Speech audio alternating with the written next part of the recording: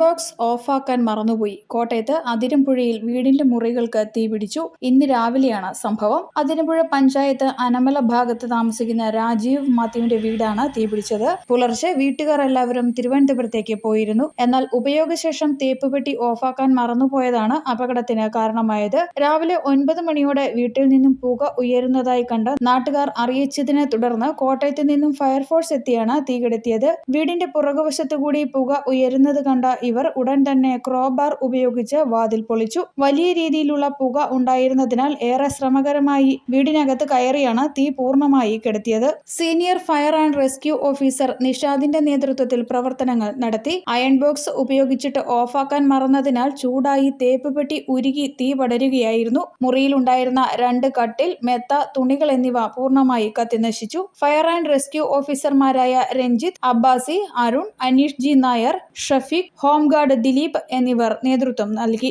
News bureau, Kottayam.